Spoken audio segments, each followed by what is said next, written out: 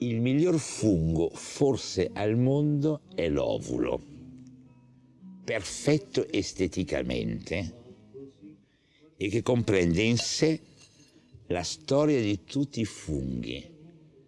Viene da queste parti, cresce quando l'estate finisce e arrivano le prime piogge. Ed è perfetto esteticamente e anche nel gusto.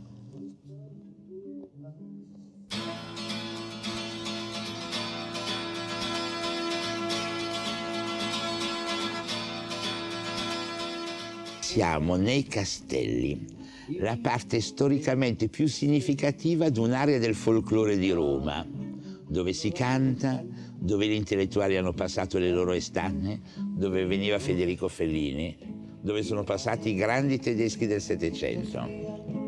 Forse anche troppo folklore, è vero? No.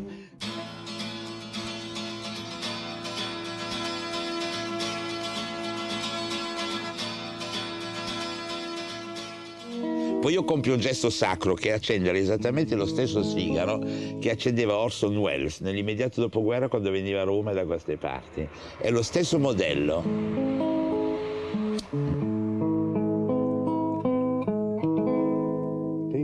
Turista che arriva è Orson Welles. Te bevi de fuori de scavi, poi tutto ad un tratto te trovi Fontana de Trevi che tutta per te.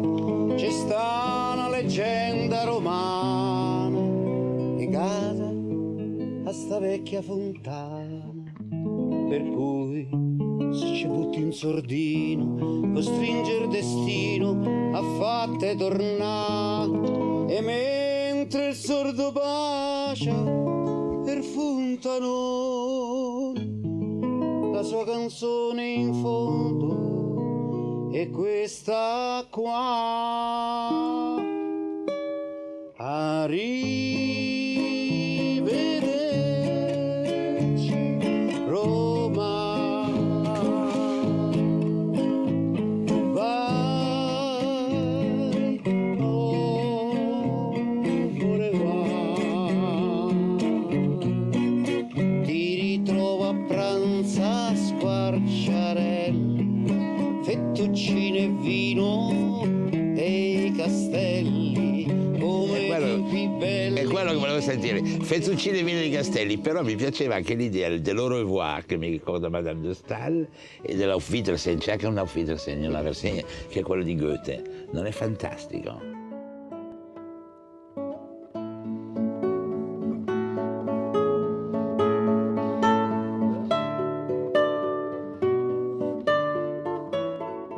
Curiosa comunità montana, dove i castelli romani e prenestini combinano un folklore d'oggi con una fenomenale architettura aristocratica di ieri.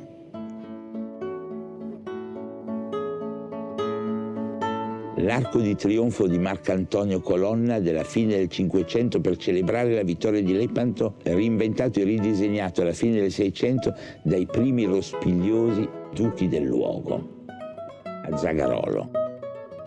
Un manufatto per allora moderno con tutti i recuperi romani antichi trovati in zona.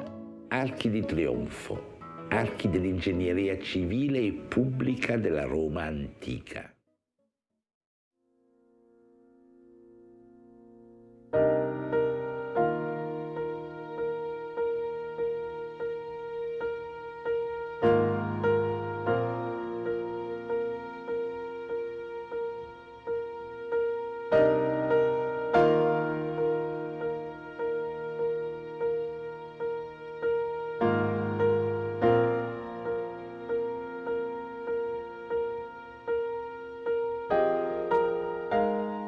E gli stessi archi ricompaiono 1500 anni dopo con questo bellissimo loggiato di San Gallo.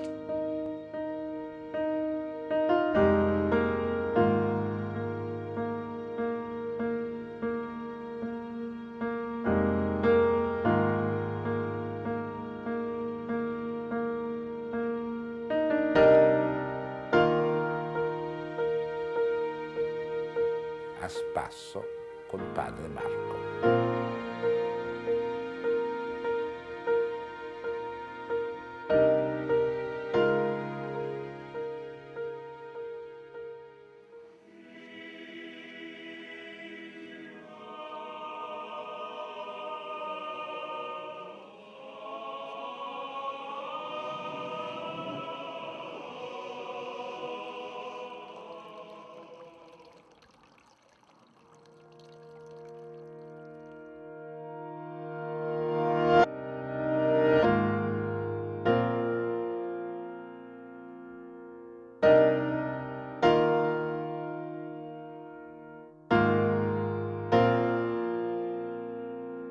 Il portale dell'XI secolo e la porta di legno forse coeva.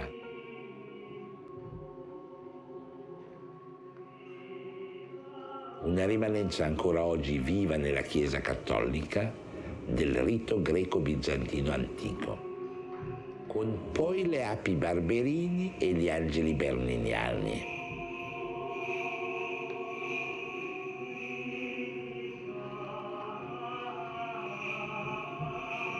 Un mosaico reintegrato all'inizio del XX secolo, la testimonianza di una storia dell'arte unita.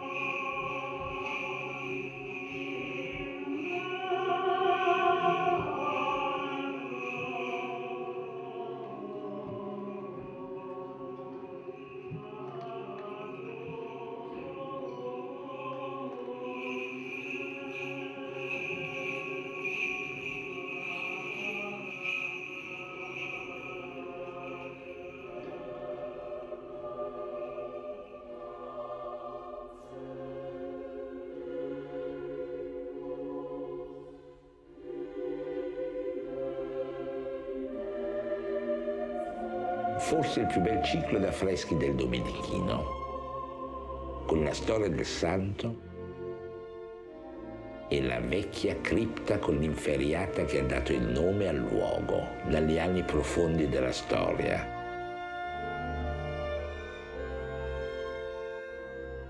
Un'innovazione che si inserisce su un edificio forte, costruito da Baccio Pontelli pochi anni prima, alla fine del 400, per il giovane Giuliano della Rovere, allora cardinale. Un Baccio Pontelli che ripete quale esperimento di Ostia e ne lascia esattamente gli stessi segni nelle feritoie, che sembrano in realtà il globo terrestre con la croce sopra, e quegli elegantissimi barbacani che, inventati ad Ostia, diventeranno lo stilema anche di tutti i San Gallo in Roma.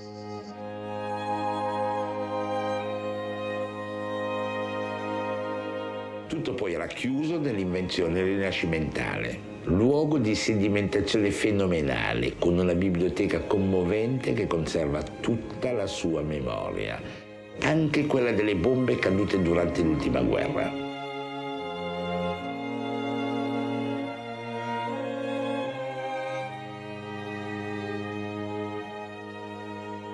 Qui la lingua è tuttora il greco, anche sulla vecchia macchina per scrivere.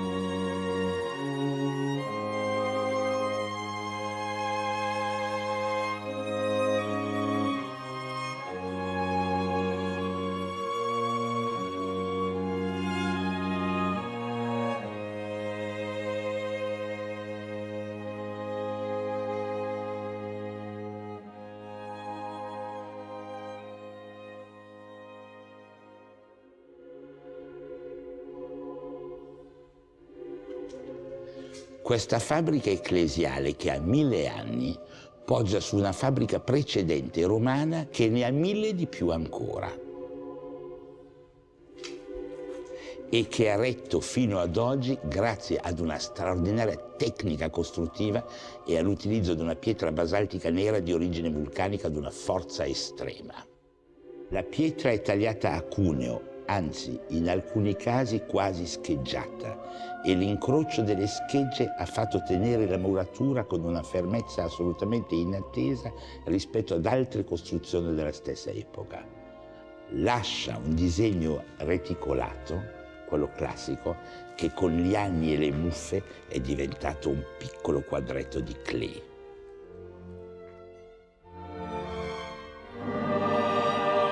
Si capisce come abbia fatto a reggere la fortezza e si capisce come mai la fortezza abbia retto la politica.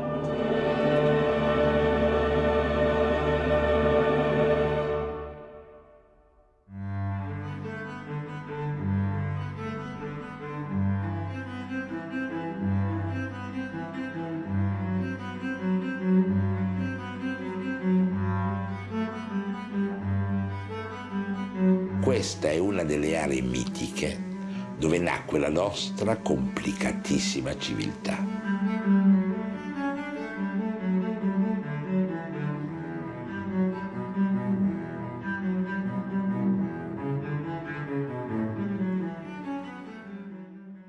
Il cuore della vecchia Tusculum, con iscrizioni curiose, una che ricorda il Tiburtino, l'altra che ricorda Gabi.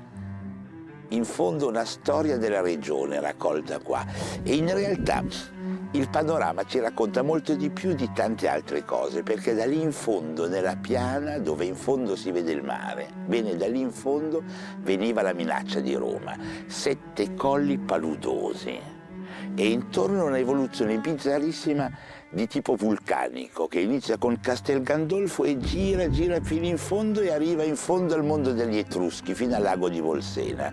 E in questo mondo vulcanico ci fu l'insediamento iniziale dei popoli che con Roma dovettero lottare e che furono vinti da Roma, dai Latini agli Etruschi.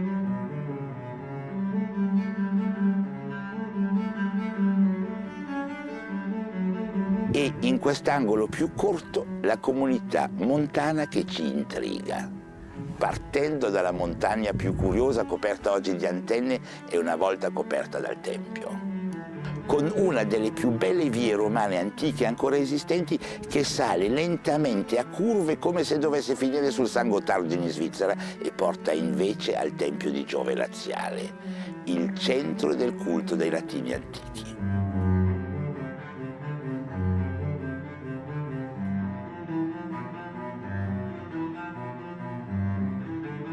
In fondo Zagarolo, Palestrina e Genazzano, i feudi storici della famiglia dei Colonna.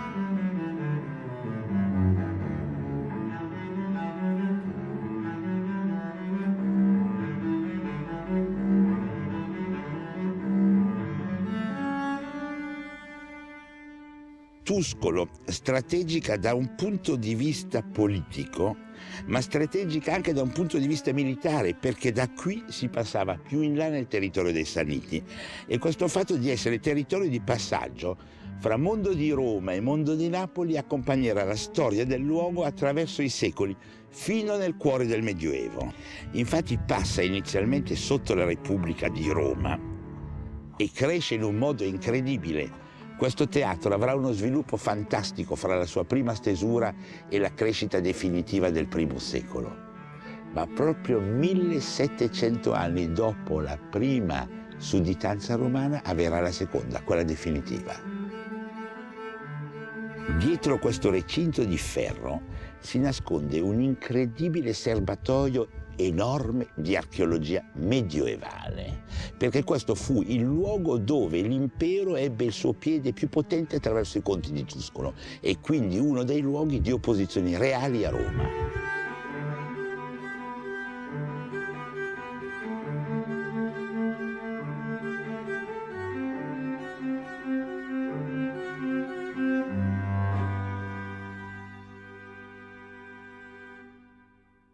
Brutta vecchiaccia pelata! Ma è una bambina! Ma che bambina? C'ha una testa da uomo, potrebbe avere 200 anni. Dammi le sorti, sa? Se no ti faccio la fattura, ti faccio staccare i coglioni. Sì? Aspetta, mo ti butto i soldi. Ti è bracciato. Sì, sì. Una nobiltà romana in realtà meno greve di come ce la racconta Monicelli nel Marchese del Grillo. Guarda, guarda qua.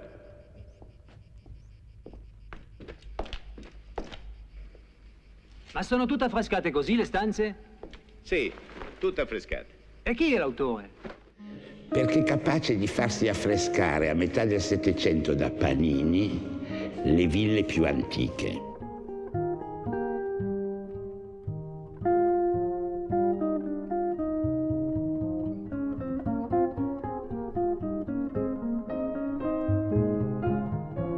con trompe-l'œil sofisticatissimi che vanno ad aggiungersi quelli più antichi, originali, caracceschi, quelli che ricordano la grande lezione di Giulio Romano e la riportano a Roma, col caro del sole e il notissimo posteriore dei cavalli.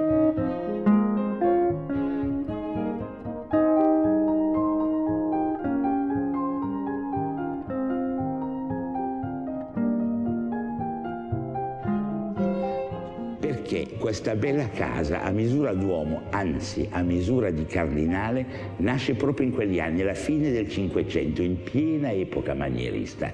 E come spesso capita, una banale lapide riesce a raccontare una storia complicatissima. Gregorius Papa XIII, il simpaticissimo Boncompagni bolognese.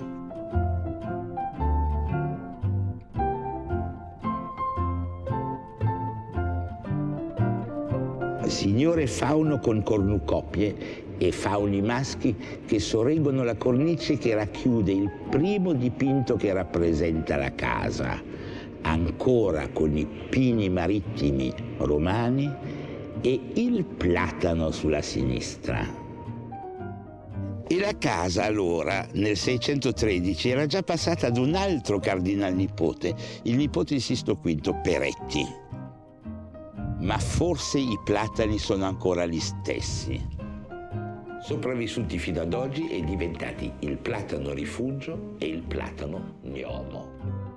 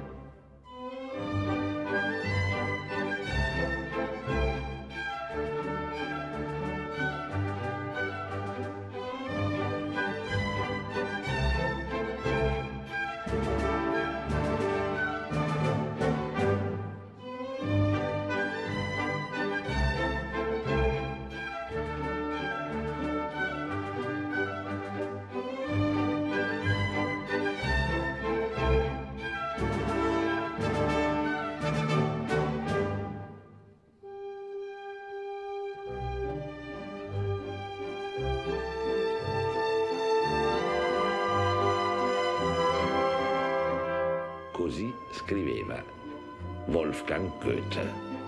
In dieser lustigen Gegend sind Landhäuser recht zur Lust angelegt und wie die alten Römer schon hier ihre Villen hatten, so haben vor 100 Jahren und mehr reichen und übermütige Römer ihre Landhäuser auch in diese schönsten Flecke.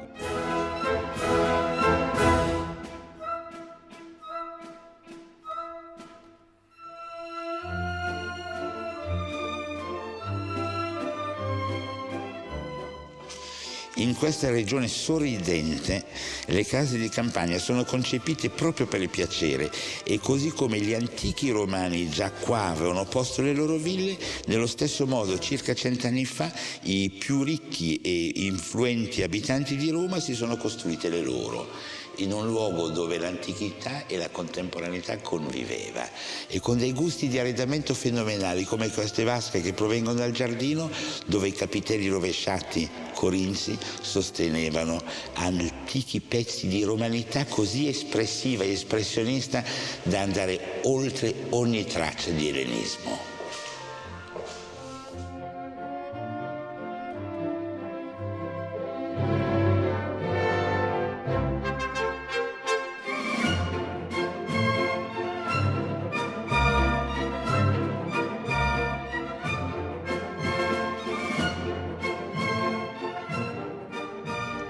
Clemente VIII, Attenzione, i papi che finiscono col nome in 8 di solito sono i più difficili da digerire, da Bonifacio VIII in avanti.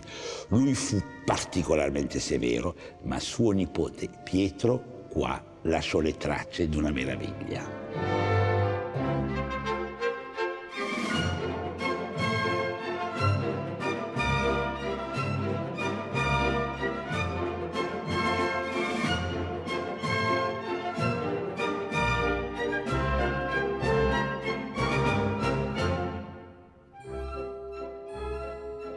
Casa gloriosa che conserva i medesimi abitanti e gli stessi cuoia alle pareti.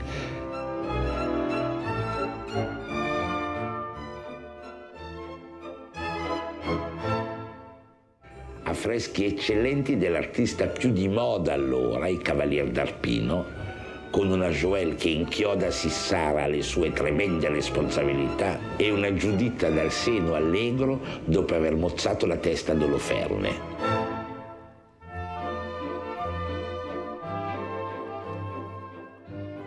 Perché poi qui gli eredi vanno avanti nei secoli, anche il Settecento vuole la sua parte. Sì, e a un certo punto non erano più di moda i cuoi e invece andava molto di moda avere queste carte cinesi.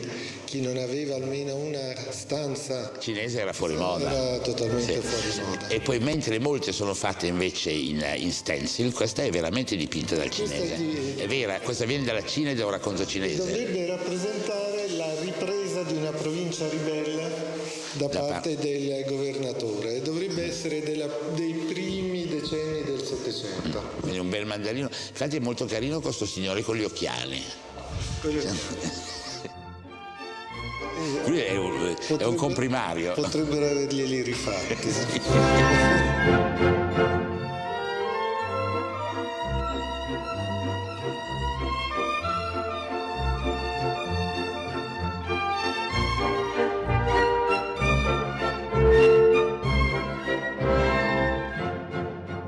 Frascati che dall'alto guarda l'immensa e infinita pianura dove i romani sembrano vivere in realtà non sui colli, ma in una sorta di palude che confina e sconfina in fondo con il mare.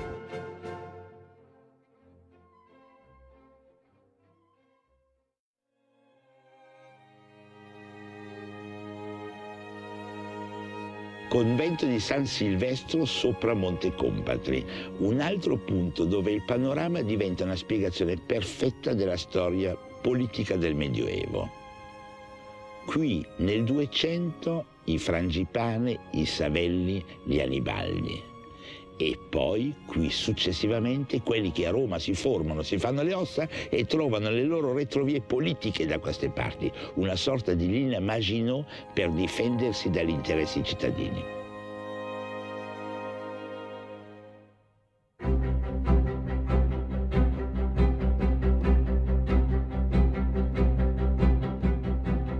Palestrina, la città araba fenice, abituata da sempre a farsi distruggere e a rinascere.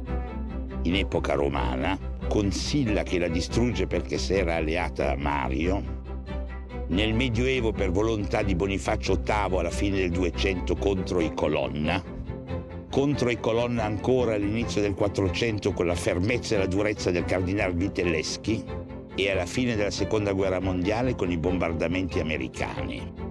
Sarà forse dovuto alla dea della fortuna primigenia Prenestina, che ha sempre protetto questo luogo e dove è avvenuto nel periodo di vera pacificazione dovuto al primo papa dei Colonna, Martino V, ebbene è avvenuto un autentico miracolo dell'architettura.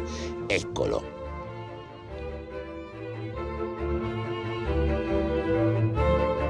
Si chiama oggi Villa Barberini e sembra un classico prodotto dell'architettura barocca.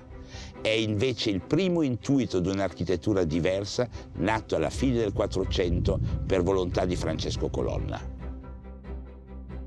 L'intero edificio poggia sulla struttura antica del Tempio e ne ricopia perfettamente la forma di emiciclo, obbligando la costruzione nuova ad assumere un aspetto tondo che mai prima si era visto nell'architettura.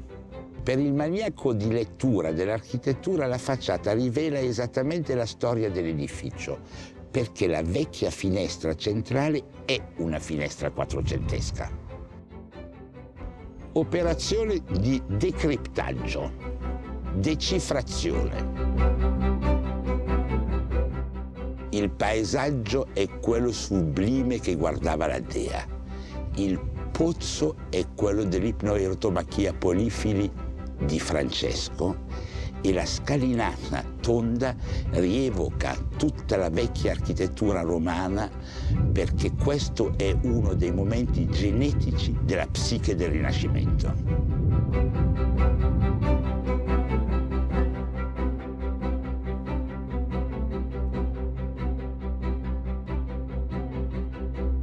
La forma a curva di questa stanza con le vele quattrocentesche è dovuta in parte a volontà, in parte alla necessità tecnica. E il decoro successivo è cinquecentesco, a grottesche e corre già verso il manierismo. E sopra al secondo piano l'abside, dove sicuramente stava la statua della dea e dove salgono ancora le voci delle persone che al primo piano parlano, attraverso i cunicoli di aerazione. Oggi è diventato un museo archeologico e a mio parere uno dei luoghi che non si può non vedere, perché questo fantastico mosaico detto del Nilo è una delle narrazioni più incredibili che si possono trovare sul mondo romano antico. Una sorta di film, un cartone animato perfetto, dove c'è tutto, tutto e tutto. E di più ancora.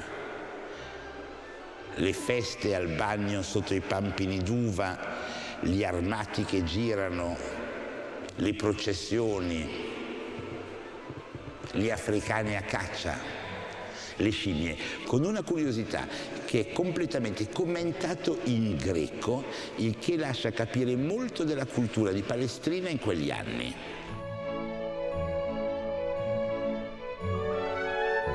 E la scimmia si chiama già Sfingia. I mosaici qua sono parecchi, colossali e eccellenti. Le ciste sono incredibili di qualità, sia nella parte scultorea che nei disegni, e il vecchio seduto è proprio quello che Pablo Picasso riprende nella Suite Vollard nel 1930. Gran parte di questi reperti straordinari esistono già all'inizio del Seicento, quando il palazzo passa ai Barberini e ha il loro sole lucente, e andrà ad influenzare tutta la cultura centrale del mondo barocco. Forse qui nasce una parte dell'immaginario pittorico del Seicento, qui sicuramente nasce una parte della fantasia incredibile di Borromini.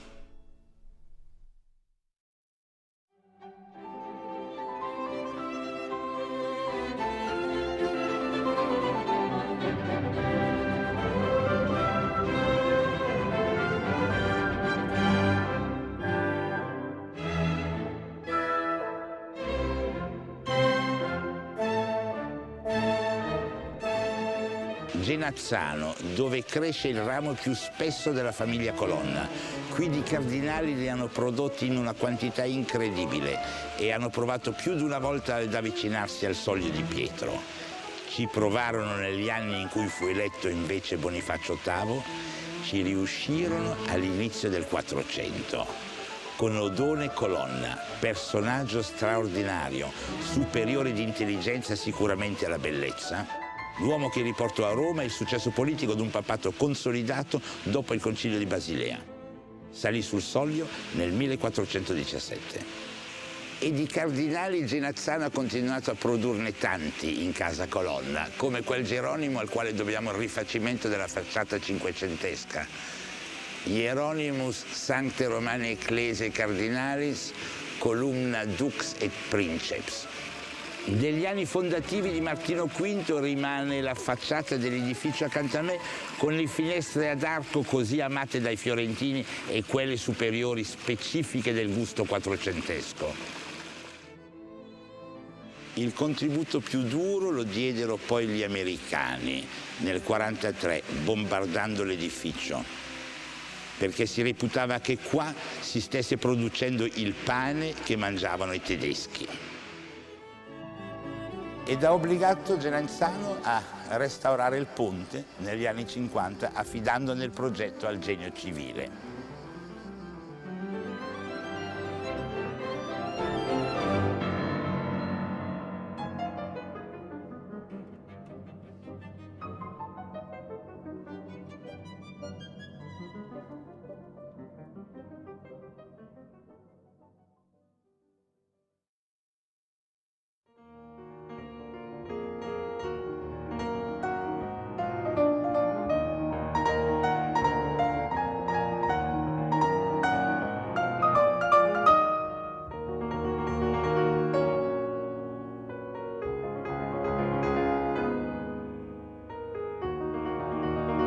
Via della Pace a Cave.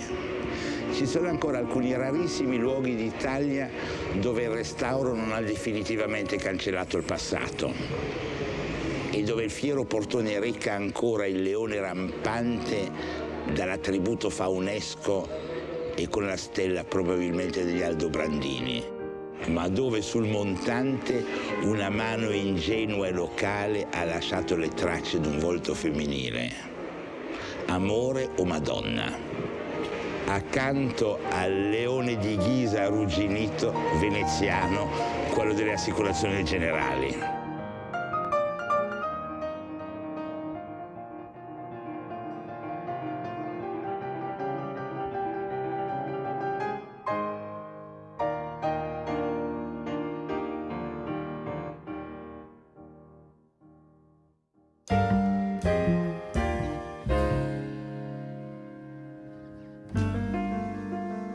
Zagarolo è un'autentica sorpresa e una piccola meraviglia dell'architettura, perché feudo ereditato da Vittoria Colonna ricongiunge i due rami quando lei si sposa con Camillo, e qui nasce un momento e una voglia di grandeur nuova con il nuovo ducato.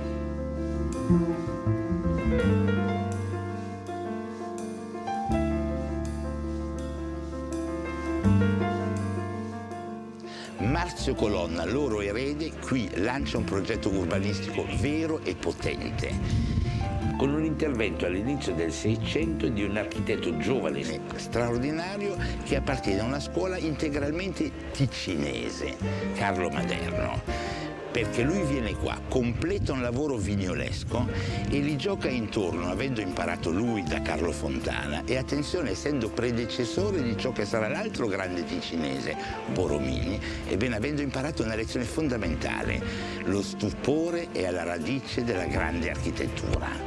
E questo stupore lo realizza con questo cannocchiale fenomenale che va a finire nel palazzo.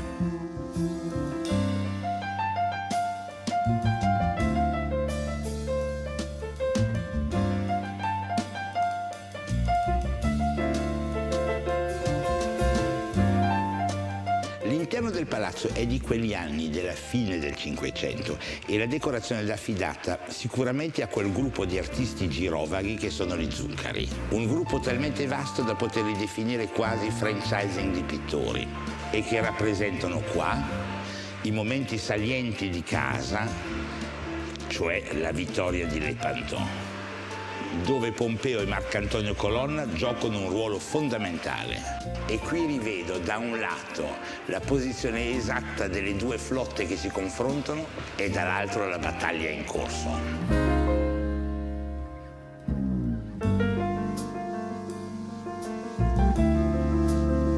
Un'intera area del palazzo è stata restaurata e contiene oggi, sorpresa, uno straordinario museo del giocattolo, con un allestimento museale perfetto e contemporaneo.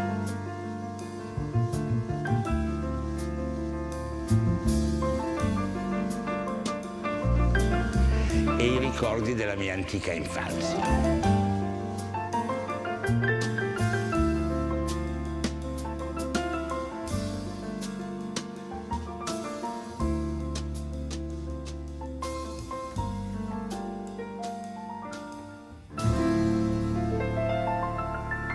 1621 il feudo passa a Lodovico Ludovisi, cardinale. Attenzione, 1621 è anche l'anno in cui lo zio del cardinale diventa papa.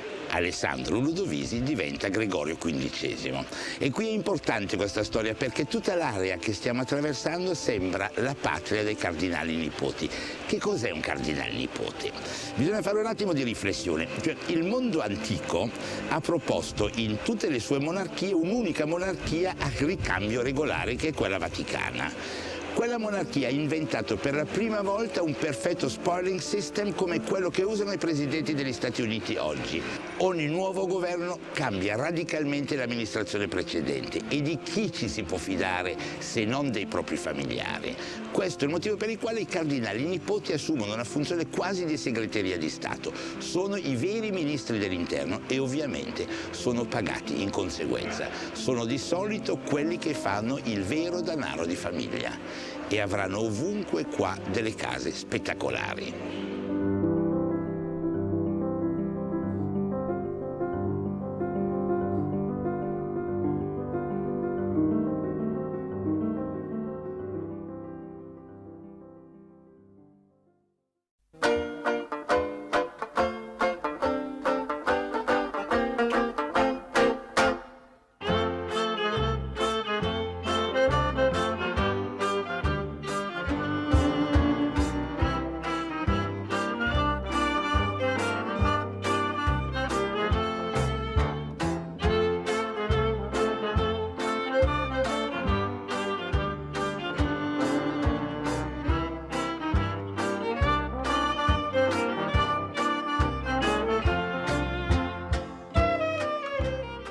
Gallicano del Lazio.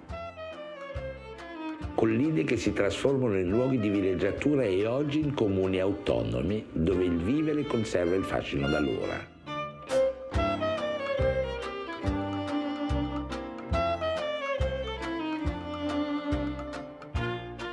San Cesario, ad un passo dei boschi di castagno, quelli che confinano con la via dei laghi.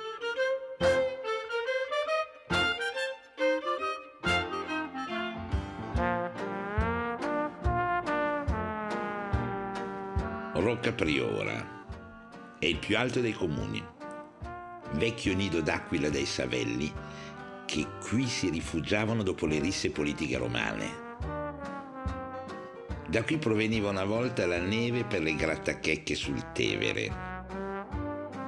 Oggi il vecchio castello è diventato buono ed è sede dell'11ª comunità montana.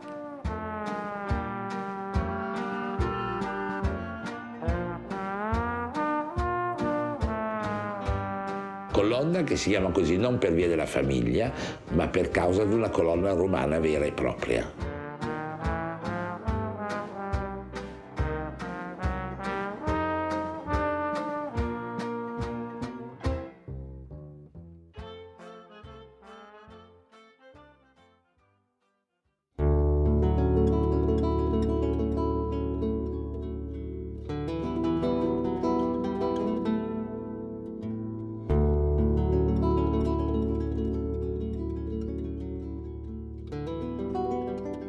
Poi lentamente con il Settecento e l'illuminismo tutta quest'area va in decadimento, a tal punto che all'inizio del XIX secolo, quando verrà qua Madame de Staël, la famosa intrigante che fu amica di Necker e odiata da Napoleone, e scriverà il suo romanzo sull'Italia, così racconta.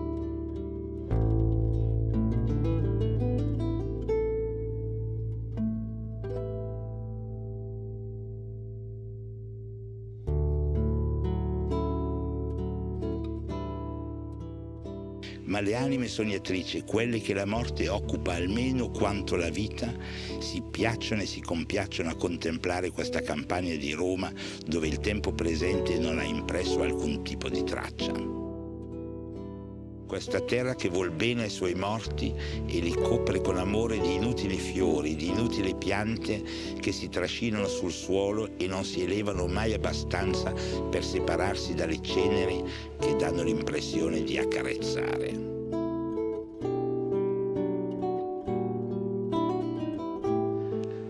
E saluto la tomba di uno dei tanti scipioni parenti dell'africano, o forse solo il suo mausoleo con i fasci, che guarda da secoli il sole che cala ogni giorno di là, dal lago vulcanico.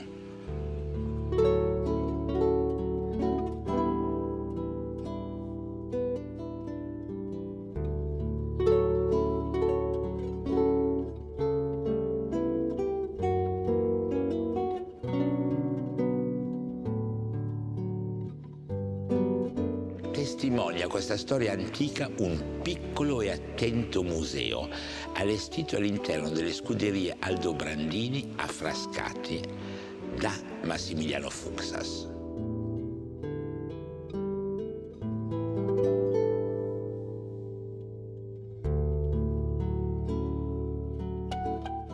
I 1000 riflessi di un mondo antichissimo che torna a galla attraverso documenti spesso minori ma altamente evocativi, esposti tutti con un garbo particolare dietro a un vetro che consente invece una cosa molto curiosa: entrare nella vetrina e toccare l'oggetto.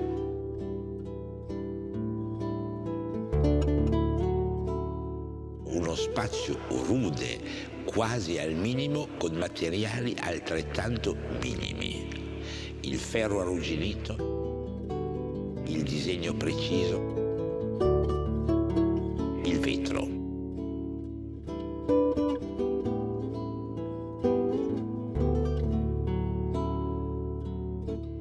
Monteporzio Cattone, ultimo passo, sta calando il giorno, un bicchiere di vino al Museo del Vino Locale.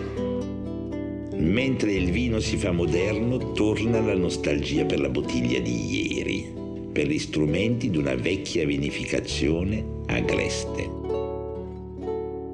e per l'etichetta papale.